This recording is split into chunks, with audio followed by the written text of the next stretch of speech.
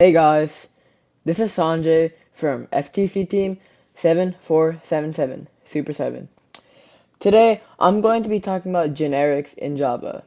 So, if you don't know what generics are a powerful feature that helps you write flexible, type-safe, and reusable code.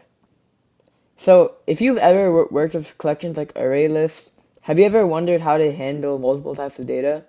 That's where generics are used. In this video, we'll explore how generics work, why they're important, and how to implement them in code. So let's start with further elaborating on what even are generics. So generics allow you to define classes, interfaces, and methods that work with any data type while ensuring type safety. Without generics, you'd rely on typecasting and risk runtime errors. With generics, the compiler enforces type checks, helping you catch more errors during development. So now let's compare code with generics and without generics. I'll code the code without generics first. So I'm just importing this because we may use it, and my class name. So my class name has to match my file, which is main.java. So my class name has to be main. Now let's do our main method. Public static void main string args. So I'm gonna code the example without generics. So to show this, we can use an array list. So let's define that. You would define it using array list. Let's just call it list equals new array list and parentheses. Yep. And we can do stuff. So we can do many things in this, right? The first thing we can do, let's just add a string, right? So let's add super 7 to our string. However, since without using generics, it allows you to use multiple data types. If we try adding an integer, let's say we had 7, right? Well, it's not going to show an error while compiling, but it's not type safe, which can lead to runtime errors and excessive memory leakage. So, because of this, you also have to manually cast it. You also have to manually cast it to a string. So we would do this by doing string is equal to string list.get of our first index. So we're just defining the string that's at our first index, which is super 7. Now let's look at how we use list with generics. You would essentially have the same like main method and imports as before. My file name has to match my class name, so main. Our main method, public static void main string args. Alright, so now let's use generics. So essentially what generics do, so let's show array list and then string. So this is essentially a generic where we define that our array list can only work with objects of the string data type. String, and let's just call it list, and then use our standard format equals new array list. So for this, let's first add a string, right? So list dot add super 7, right? But then let's say we want to add an integer, right? So let's say list dot add 7.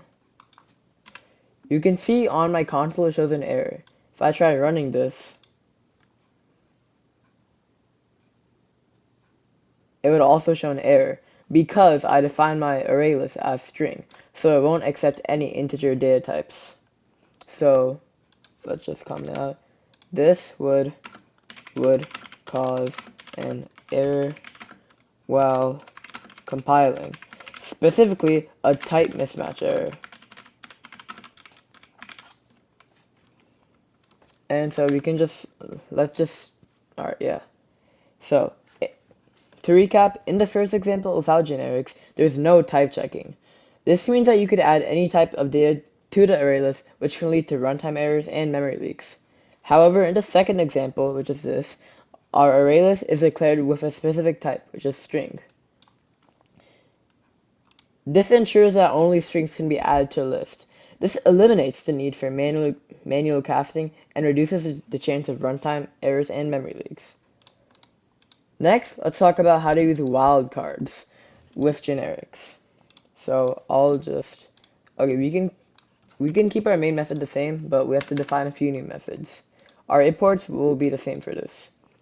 So first, I'll just code it and then I'll explain it after. So public static void. So let's say our method is to print a list out, right? So print list. And the parameters we're going to take is list. But then we add a question mark, which is essentially indicating that's a wildcard. I'll explain what a wildcard is after I finish coding.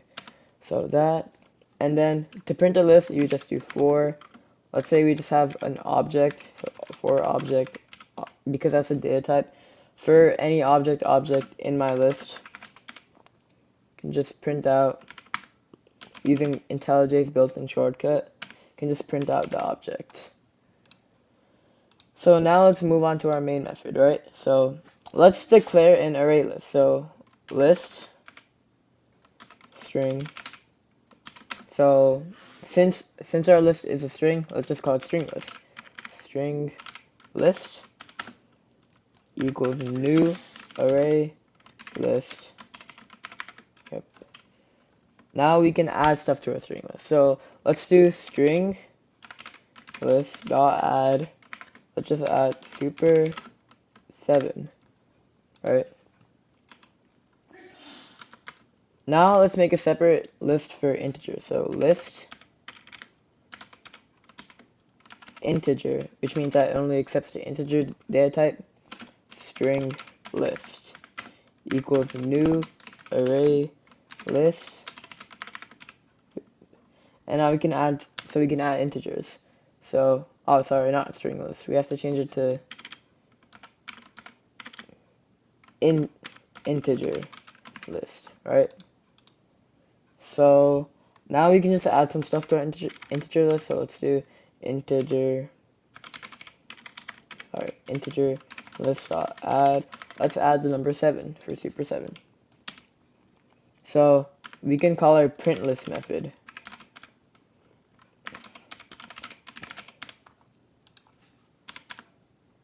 Oh, sorry, it has to be capitalized.